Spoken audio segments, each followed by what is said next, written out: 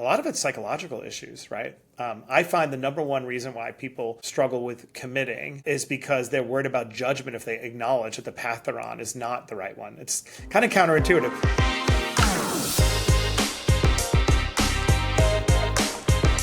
Welcome to Culture and Capital, a SoFi podcast and a Cashmere production. We're giving everyday investors insight into how innovators build brands, influence culture, and maybe even generate some capital, helping you align your money with your values. I'm your host, Katy Perry. A few quick reminders, and then we'll get right into it. The information in this show isn't financial or legal advice, a recommendation, or an endorsement. The opinions expressed in this content are those of the show's guests and hosts and do not necessarily reflect opinions held by SoFi and or its affiliates. SoFi does not endorse or guarantee any third-party product and does not recommend any brands or companies discussed. Cashmere's funds are available via SoFi Securities LLC, member FINRA. SoFi receives compensation from the sale of these funds. We are here today with a very special guest. We've got Matt Higgins, celebrated entrepreneur, investor, author, co-founder and CEO of RSE Ventures, and of course, a guest investor on Shark Tank. Matt, welcome to the show. Thank you for joining us today on Culture and Capital. All right, thanks for having me. Excited to be here. This show obviously is designed to bring the once exclusive world of venture capital and private market investing to everyday investors. A lot of today's investors are accustomed to researching stocks, cryptos, and now they have even more access to startups. And so would love to talk to you about how you look at companies at the earlier stage and share some insights with our listeners. And now, Matt, let's start off with a little bit about your journey to where you are today, because it is quite the unconventional path. You were the youngest press secretary in New York City history. You worked for Mayor Giuliani. What was that experience like, and what did you take from that translated into becoming the investor you are today? I've had a crazy background for those who don't know, but I'd say the most important part of my background relative to being an investor is the fact that I was born into crisis. I was born in abject poverty in Queens, New York. So I used to sell flowers on street corners and scalp tickets when it was illegal and whatever it would take to kind of survive. And I was taking care of a disabled parent too at the same time. All these forces conspired to create this pressure that I was constantly under to figure out, how do I get myself out of poverty and how do I save my mother before she passes away? So I have always been living in somewhat of a state of crisis, which every startup is likewise doing. And I had to treat my life like a startup. How do I engineer a new path for me? And my new path was this crazy idea I came up with to drop out of high school when I was 16 years old. And the reason why that was important is to get a GED and start college early and get a better paying job. And that's exactly what I did. I dropped out of Queens College, Cardozo High School, and went to Queens College at 16.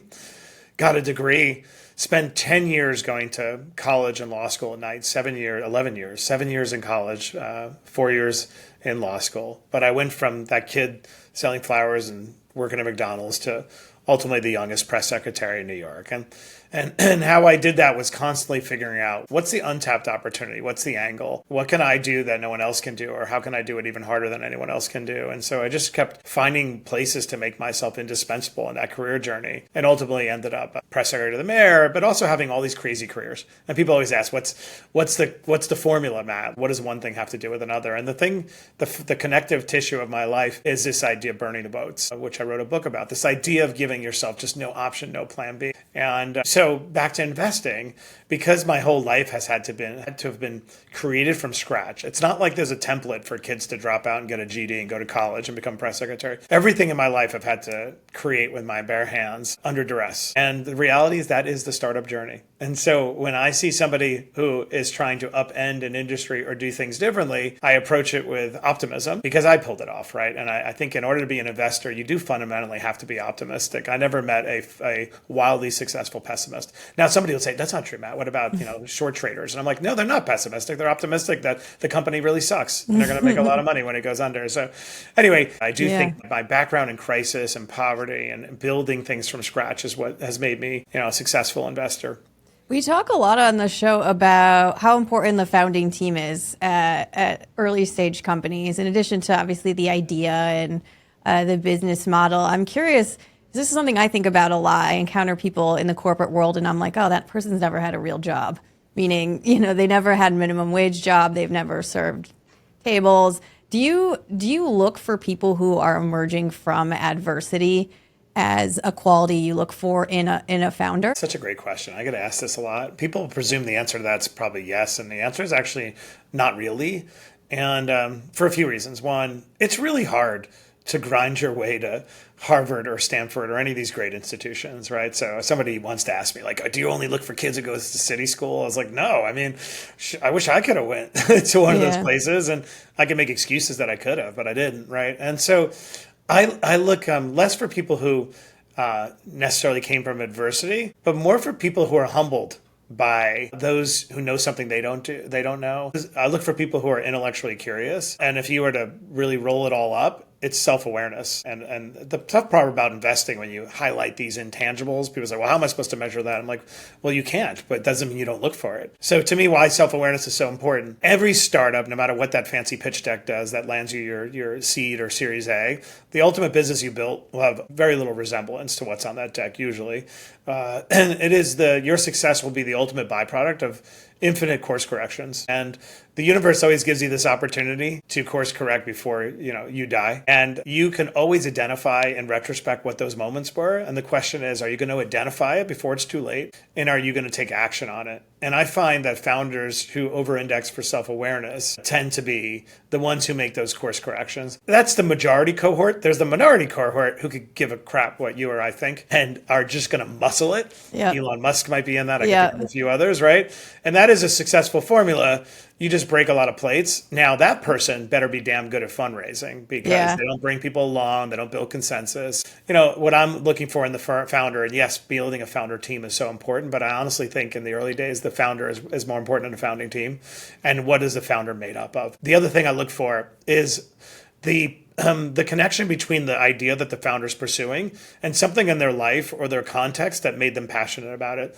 Passion is really important because when the business is about to go under, or you can't raise that Series A, or you lose a key hire, a competitor emerges. Like the passion for the pursuit of the mission is the thing that's going to sustain you through those dark moments. And I see this sometimes with students at business school. They'll find a sleepy TAM, as I call them, a total addressable market that no one's going after. They have nothing to do with this space, but they're like, I think I could build a big business and sell it. When you try to intellectualize your way to a pursuit of a problem, I find it doesn't really sustain you during those dark moments. So I'm looking for self-awareness. I don't know how you figure that out when you're an investor from afar, but I'm also then looking for intrinsic passion and fire. Yeah. I mean, you're getting at something interesting, which it's a confluence of factors, and they could be weighted differently in the calculus depending on the business opportunity or, the genius of the founder. You mentioned Elon Musk. There's a lot of conversations right now going on about, he makes the stock volatile, but if you swap him out for someone else, you're losing the magic. And so it's interesting to think about all these things coming into play and weighing them differently based on the circumstances, which obviously adds a layer of complexity. And for what you do, a lot of times you're kind of making that judgment pretty quickly. So I'm curious, I know it's hard to read someone's self-awareness. It's like, if you don't have it, you see it. And if you have it, maybe you don't. But when you have these conversations, is the founding story of why they're doing this, is that really important for you? Yeah. By the way, great point. It really is nuance. That's why the binary advice is such nonsense. Sometimes this is exactly what you should look for. There's so many buts that I have to caveat, but you're right. Self-awareness when you see it. Now, self-awareness can also look a little bit like a pleaser, and pleasers actually don't do very well. It's a fine line between self-aware and then, beating yourself up and then also pleasing others. So you need self-awareness married with high conviction. I am constantly recalibrating what's necessary for the situation. If the mission is so, let's say somebody's building Uber, right? To build Uber, let's say it didn't exist, you would have to deal with all the regulatory authorities that are meant to create cartel-like behavior to protect taxi medallion sales, for example, because they sell for $100,000 and some big government agency is getting that money. You'd have to protect the limo, companies. It would be on and on regulatory objections. So the person who created that company, let's say it didn't exist, I'd want them to be so self-confident. I'd want them to under-index for caring about what other people think. Yeah. I'd want them to be able to raise capital, because I know the journey is long and dilutive. So a lot of my calibration, honestly, honestly is deciding, is this person going to be able to raise the capital necessary to pursue the bigness of their dream? And the personality profile they need to have is different. Like, who else is going to go to space other than, an Elon Musk, right? Like, it's hard to even imagine. Now, the other challenge is everyone's assets eventually become a liability. One would argue we're seeing the liability on display, but are we really? Maybe we're seeing creative genius play out. Maybe if Elon has decided, you know what, the only way I'm going to resurrect my Tesla brand is by making a 180, right? Like, I don't know. We presume he's operating like a very primitive animal, and this is just instinctive, but maybe it's actually quite calculated. So I am constantly calibrating. But you know where it all begins, and we're skipping this part. What's the simple premise for why this becomes a very big company? And anybody listening to this can run this assessment, right? Well, what's the premise of an Anduril becoming huge? What's the premise of the company you're looking at? And then what do you believe would be the right skill sets and composition of a company in order to achieve it? And if you spend a little bit of time, you can deduce it. And that will come up with the framework for the right kind of founder. So let's talk about a highly regulated environment. A naive founder who has no evidence of being able to navigate government bureaucracy, different constituencies, is going to have a hard time building a company in a highly regulated environment. So if I'm looking at a deal where I really think, back to the Uber, somebody needs to get through that, I'm like, that person's got to be tough, but also a little bit diplomatic. So they have to be able to turn it on, and they have to understand how the world really works. There is no Santa Claus. It's kind of pretty rotten in a lot of places. And so that's just to give you an example. I think highly regulated is a perfect example, because then anybody listening to this could to perform that analysis from afar. I think it's a great point. The mix of personality traits depends on what they're trying to do, and doing the assessment of where's this company trying to play and how do they plan on winning, and doing that quick assessment. Business isn't just about what they're doing now. It's kind of about what they're approaching. That's actually a really great important point. I talked to my son about this. Like, when you find somebody who is unnaturally obsessed with something that you think is completely irrelevant, pay close attention.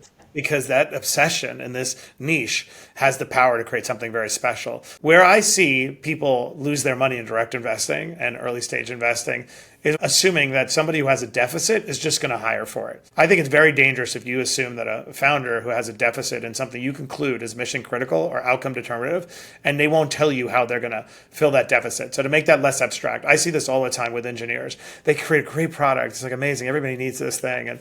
But they're not storytellers. In fact, they actually have contempt for the frivolous marketing, and they just assume if you build it, it'll come. And usually that company ends up being a mediocre outcome or a zero. So I'm always asking myself, what's it going to take for this idea to win?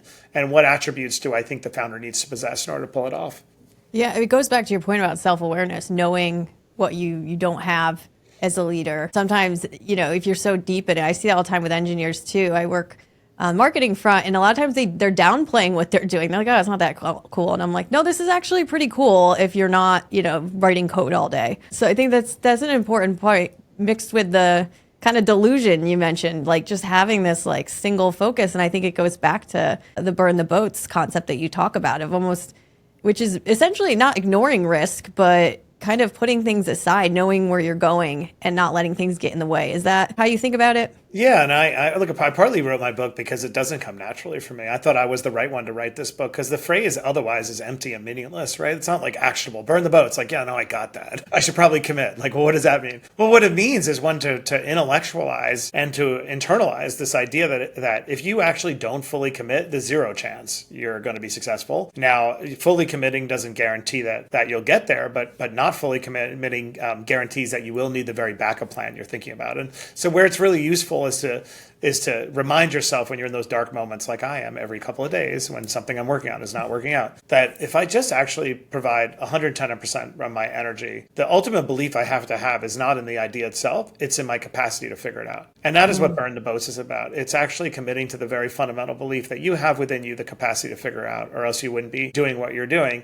Where people, I think, run afoul is a lot of it's psychological issues, right? I find the number one reason why people struggle with committing is because they're worried about judgment if they acknowledge that the path they're on is not the right one. It's kind of counterintuitive. By burning the boats, you give yourself permission to iterate and pivot because you understand I burn the boats for the goal. If you're overly worried about judgment rather than commitment to the goal, you might not make those course corrections because you're going to worry that it's going to be an acknowledgement of failure. And so I always say we burn the boats for goals, not tactics. And you want to make sure your goal is broad enough to give you the permission to iterate, make those course corrections. And so back to what do I look for in a founder? I'm also trying to issue spot any psychological issues that are like, unresolved dad issues. You never told me I loved them or something, like a lot, that stuff like comes up Didn't later. Get hugged enough. No, but like usually, so because someone will say, all right, Matt, with your abstract psychobabble, how do you cultivate self-awareness if you're trying to mentor someone or lead them? And I said, well, the number one way is you model what it looks like. Well, how do you model self-awareness? You create space for grace. You demonstrate vulnerability. And part of my book is a big, cathartic exercise. Maybe it's a midlife crisis in showing what vulnerability looks like. But that gets other people to be vulnerable as well. When people don't respond to modeling vulnerability, it's usually because there's a more deeply ingrained psychological issue that they feel it's unsafe. And so back to daddy and mommy issues or, crappy boss or whatever, poverty, things that we go through. For me, I spent my whole 20s uncomfortable at acknowledging I couldn't figure out which fork or spoon to use. Like I had no refinement. You know what I mean? I was raised by wolves, right? So it's like, it was all veneer and I thought it was obvious. And so I'm spending a moment talking to you. And it's a little hard for those listening if you're not close to the company, but don't underestimate your innate ability to watch a YouTube video and pick up verbal signaling. If somebody gives a YouTube video and they never can use we, they never can distribute credit, that person is not going to enlist others into the journey as effectively. Yeah, people reveal a lot. Right? So don't dismiss your very primitive ability to watch somebody talk and pick up these little signals, especially around self-awareness. Yeah. I'm curious about the cutlery because I had a similar experience in my first job. I got invited to a client dinner and I looked around and I'm like, I don't eat like any of these people eat. Like I'm shoveling. And I got to a point I was insecure and then I was like, you know what? This is just how I eat. Like, I don't even care to learn, which probably should have. Did you end up kind of adapting and mimicking the environment you were in? Or you were like, hey, this is who I am. This is an asset? The answer is I eventually got to the point that I realized the contrast between where I came from and where I'm ending up is a weapon of mass destruction. It's actually almost cruel because then we're now in a society where everyone has to have a sad origin story or some kind of struggle. And then people make it up, which you can feel it like, I don't know if it was like that bad. Right. So I got to a point where I realized, but in the early days, and I tell the story in Shark Tank even, right? I went on Shark Tank and I just felt this overwhelming imposter syndrome, which is cringy looking back. But I just did. And it was a reminder to me that even whatever supposed success I had achieved, I hadn't shed that legacy of shame and lack of refinement. But back to the cutlery, it was the thing that always came to my mind because I remember these little moments growing up where I was that kid, the friend had the kid who was like the sad kid who didn't have money for the hot dog, or like the kid with, the hand-me-down dirty clothes that they felt good about themselves for being nice to. Like, stay, I'll pay your hot dog. Remind me of it 19 times that I don't have the money for it. That created a lot of fire in me. But long story short, anyone listening who is going through something and feels like the die is cast because of where you came from, because you don't know which, like we don't, which was, what is that spoon for at the top of the table? That where you came from and where you end up eventually becomes such an incredible asset because everybody admires that story. And now it used to be admiration. Now it's necessity. Society has cultivated this notion that everyone must have come from something bad. And I actually think that's a way oversimplified because a lot of dysfunction comes from poverty and everything I went through. But for anyone here who feels like the die is cast, you don't have any excuses, to be honest. In fact, most of the things you think are liabilities are assets. I never talk about my law degree. My son, we talk about it. Like, you never talk about that. I was like, because honestly, I don't think it's that interesting. My GED is badass. Yeah. My GED hangs proudly next to my law degree from Fordham Law. Because that's interesting. Look how much distance I had to cover from that street corner in Queens selling flowers to sitting with you right now. So let me answer specifically when you asked me, did I eventually adapt? I didn't adapt. I owned it. Yeah. I started talking about it and it's my favorite topic to talk about. Yeah. And eventually I feel like people are looking at me like that's more efficient. She's getting more food in per Now I really Or want to no? see, like, is there a video of you eating this I way? mean, I Like, can. It's pretty would it be like imbibing or primal. inhaling? Is that the Yeah, thought? I don't know. I mean, so here's a class. This is embarrassing. I did this By a the way, couple I'm of years. loaded up on GLP-1, so I can't relate Oh, to this okay. because I would vomit at the table at the end of it. So that's why I'm so fascinating from an anthropological standpoint. What I you're was eating. at a dinner last year and we were outside eating. It's a general counsel of publicly traded companies, some professors. I felt probably how you felt on Shark Tank. I was like, why am I here? And the table was, in one of the legs. Not even thinking, I grabbed a dinner roll from the table and I popped it under the leg to even it out. And I didn't even, and they were like, what did you just do? And I'm like, I don't know. Like it, so it comes out, but you're right. It's like, okay, maybe that was, it said something about who I am, good or bad. I don't know. Yeah, no, that's a good stuff. That shows ingenuity, though. That's Maybe or waste. I don't know. yeah, It was a whatever. mediocre dinner roll. Right. You kind of got to something earlier that I want to touch on, which is this idea of ideas and execution and being able to do both because you could have this great vision for a market you want to conquer.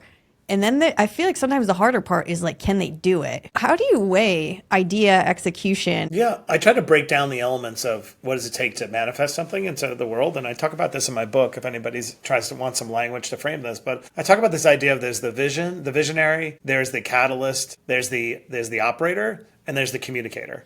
And those are like the four buckets of what does it take to bring something to life. Usually, the founder is the visionary, but he or she may not have within themselves the ability to be the catalyst, right? They have this great idea, and then you bring someone along who's able to just make things come to life. And then you have the operator, whose job it is to sort of execute perfectly and tend to do redundant tasks. In fact, that's the object of the exercise, is to systematize them, right? So, and somebody who derives joy from being able to operate and implement. And then there's the communicator, the ability to tell that story. When those pieces, and it doesn't all have to be people, it could be somebody could occupy a couple of those slots. What I find when founders go wrong is when they haven't taken the time to say who's going to do those things. And you'll say, I don't need to communicate it, right? I don't need to worry internally or externally or to investors. And so then the company suffers. I tend to look to see, are those four aspects present?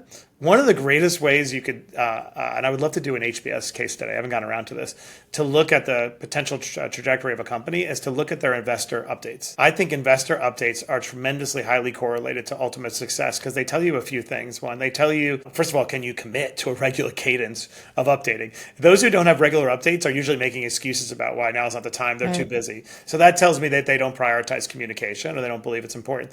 Within the investor update, if you see this section up front about things that did not go right this month, and it's not like humble brags, like we cared too much, like Yeah, like tried too hard. you're right, you tried too hard. No, you screwed up your supply chain when your competitor had it all figured out because they thought the terrorist was a real threat. So I look for, and that's an example of a communicator, somebody who realizes I need to keep communicating to investors and constituents and put it out there. And so when I'm looking at that founder back to idea and execution, I'm more looking at these four components and asking myself, are you aware of them? Do you respect them? And who's going to do them? And this never fails me. Generally, as a framework, I feel pretty good that it's a great way to assess somebody.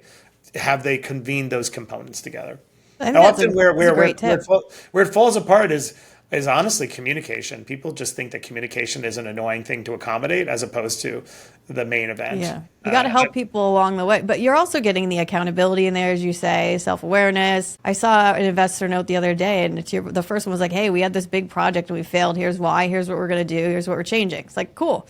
This is somebody who, messed up or something happened and they're course correcting and they're moving on. And the rest of the update was great. And I think for a lot of retail investors, we might not always get those investor updates from early stage companies. Do you think following founders on social media, even that might be a little more candid, are those signals you might look for outside of the regular updates? 100% I would look for it because let's say if somebody has a big vision, go back to Uber or go back to Elon Musk going to the moon.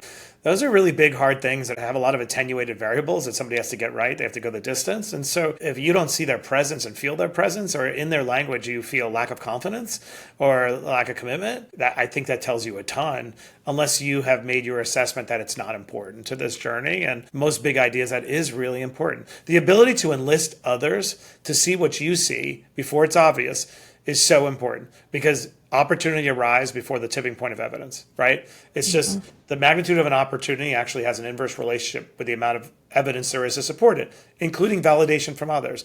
So a founder must occupy the interstitial between the opportunity and the evidence. They have to get your attention and hold it. Investors, consumers, people listening to this, how do they do that? They paint a picture, they resupply, they transmit emotional commitment and passion from them to you. So when I find founders don't occupy that space, it's one, because they wish it wasn't about that. They're like, I'm just going to make a great product. I'm two heads down. We're jamming all night. Or they just don't know how. Or it's back to psychology. Something in them is making them feel that it's audacious to assert their vision. And I say this all the time. If you don't rep your own work, who will? Yeah. Like, I love writing the book because it was one of the more demeaning things I've had to do. Most people write a book and they think anybody will give a shit. They don't. I knew that, fortunately, going into it, and I didn't expect it. But I had to sell it. And it was the first time I ever had to be a salesperson, so in such a cringy way. And I had to deal with the heartbreak that, why don't other people care as much? Don't they know what it took to write? It was really great. So my point is, I remember saying to Matthew, I spoke to the whole full name. I didn't just use Matt because it was serious. I was like, Matthew, if you're not willing to rep your book, why is anybody going to care? And so back to anybody listening, if you are investing, go through the portfolio and make sure you've asked yourself, is that founder visible? Are they repping their vision? Are they enlisting others? Because if they are, they are going to grow, whatever growth looks like, but are they effectively enlisting other people to their mission? And another point, there is no such thing as B2B. So if the answer is, well, it's a B2B play, it's enterprise, it's SaaS, there is no B2B. Every company has a constituent, and every company has a buyer, and that person's a human for now. Yep. And so you need to enlist that buyer or that constituent to support your cause. Totally agree with that. Just thinking the other day, I don't know if you saw the F1 movie, Expensify is they're a B2B invoicing platform, publicly traded, stocks down a lot. They made a big bet, and it's end of day, they're expanding to Europe. Who are they going after? Affluent people who are business owners. It is a human being at the end of the day, and I think the ability to connect with humans is important. And to your point, selling ideas seems so personal. Selling something you believe in is so much different than hey, I'm hawking this software. Right. And it takes a different kind of person to do it. And I have seen this over and over again. It's a big red flag when you have somebody who does believe it's an enterprise solution, it's B2B, and they therefore think they don't need to exist, and they're gonna stealthy. Usually that person, by the way, you'll pick it up, they'll use coded language critical of a competitor that is sort of shiny, all steak, no sizzle. I was like, well, you know what? In my experience, I've found that smart founders can eventually get the steak to catch up to the sizzle. Do not dismiss something because you think it's Elizabeth Holmes 2.0 without evidence, or because you see a lot of coded language of the less visible player being we're just doing our thing, we don't need recognition. I was like, so again, not that I think the world should reward people who are hyperbolic, but it does reward people who rep their own work.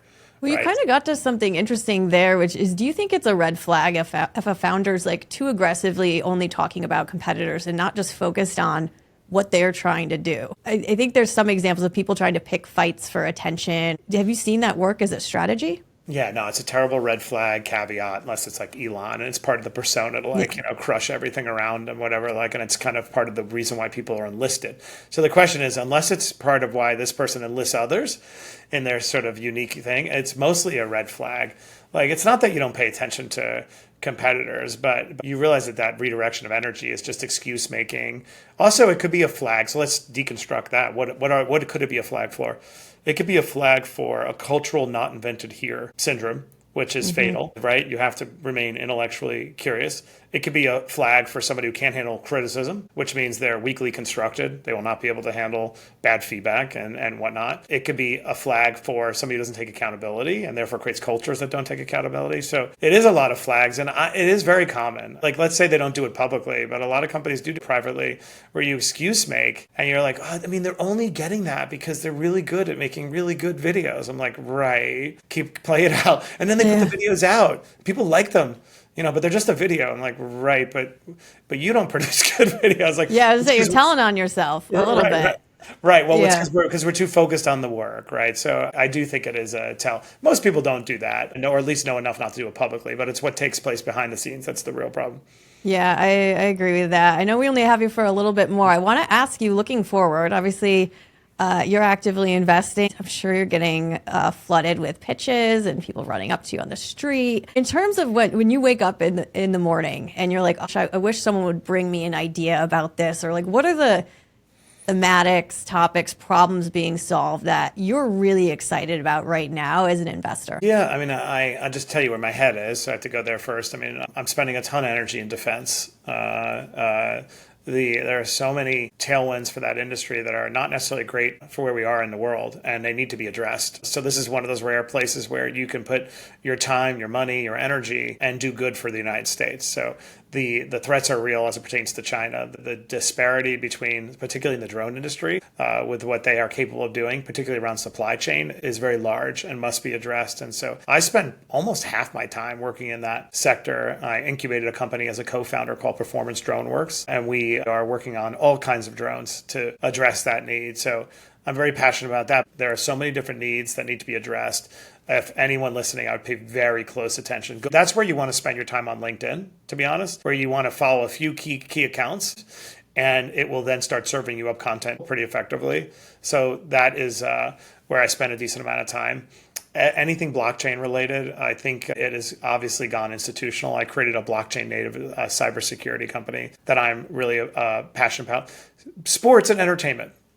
I have been around sports and entertainment my whole life, but it's actually not when my investing energy has been, because it's been hard to find big ideas over the years. I've done a 180 about this space, and I'll tell you why. Because everyone where I sit, whether you run a company or you're investing, is trying to figure out which are going to be the winners and losers in the AI revolution. And the problem with picking AI companies is you can't tell what's going to be a commodity tomorrow.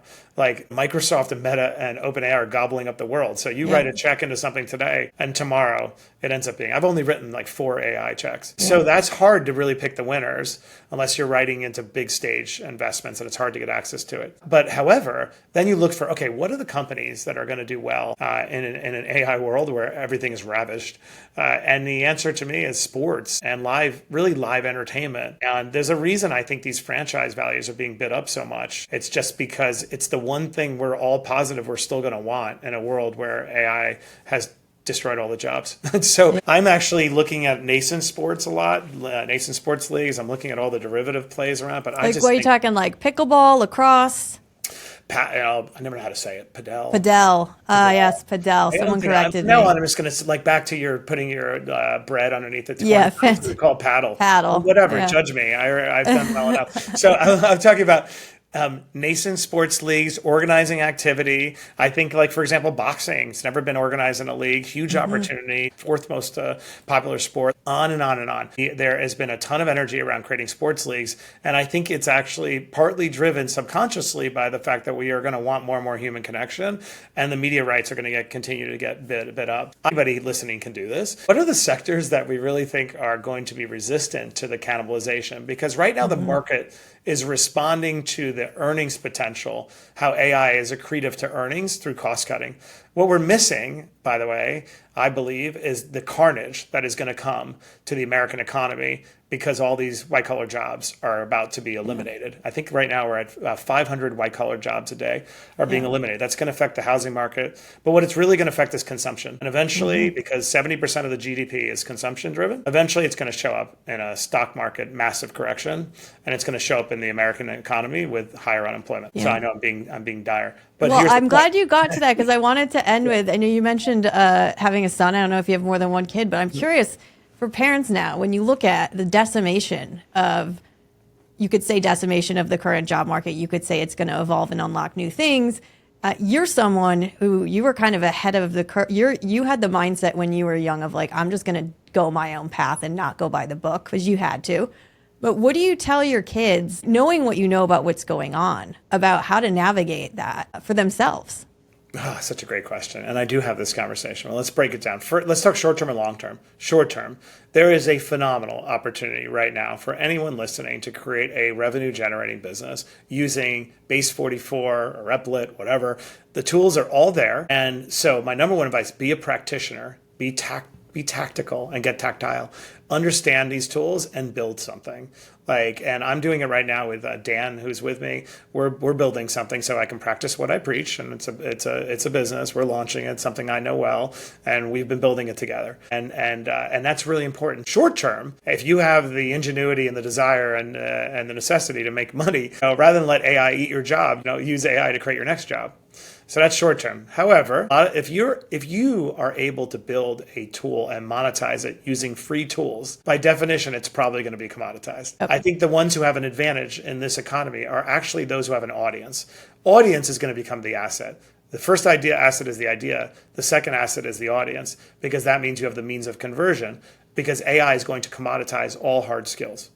So if you were able to use an AI tool to create a business, you probably only have a small window unless you have an audience. So that's number one piece of advice to the youngins. Go make some money, but you have 12 months before that's over. The second piece of advice, though, is to identify those sectors that are about humanity and human connection. One of the best things that I love about the AI revolution is that it is going to elevate the bricklayer, the nurse, the helping functions that we tend to be like, why would I go into that career? Hey, you know what? Making 80 grand as a nurse right now probably looks pretty attractive. And so I say, identify the helper functions that you believe won't be commoditized, military, like all that. And then if you want to lean into it, physics. Physics are anyone who can understand physics and systems and math has so many endless paths to now take, whether you go the Citadel route or you go the create your aerospace company. The problem is I can't even do algebra, so it's not good advice for me. If anybody out there listening, rather than going to engineering, I'd be going into physics. So I talked to my kids about just choose which direction, but make sure for the first time in my life, and I never would have given this advice at any other point in my life, I think we are truly facing an existential crisis. I love AI, by the way, but I cannot identify the job creation potential at the moment. I think most of us can't. I actually think it's going to lead to a higher concentration of wealth in the hands of a fewer people. But at the same time, I think it is the great equalizer that enables anyone listening to this who used to not have refinement, access to capital, hard skills, to actually take the idea that you've been harboring and put it into production with under $1,000. So we're in this strange world where we're all doomed, but we're all emancipated. And that we're all doomed in the same way. Right. So it is an interesting, and when I look at the projections about how much AI is going to add to GDP, something like 15% by 2030, I can't get my hand in where are those jobs? And I don't think anyone can. I've talked to people. You know what people will say if you have boardroom conversations, and they want to make excuses for the job destruction. They're like, people are just going to work less. I love that. Yeah, that's never happened. No, you'll just be worth more. Yeah. And you'll have less people working more for you. We're not in this paternalistic society where we, just give people more money for doing less. And so it'll all sort itself out. But I do think it requires one to be more thoughtful with their career. If you have a kid in college or somebody growing, this shouldn't be whatever, take a gap year. Yeah. No. I think you actually have to be intentional with your major and your choices more now than ever before. Fascinating. I love that. I could talk about that topic another hour. Matt, thank you so much. This was amazing. Really appreciate you stopping by. I think there was a lot of really actionable insights you shared amid some of the more philosophical points, which are great dinner conversations for everyone here. We really appreciate you, and thanks again. Thank you for having me. Thank you for the hack of putting the bread roll onto the leg. I'll be thinking about that forever. Anyway, great to talk to you. Great to talk, everybody. Go out there and make some great trades.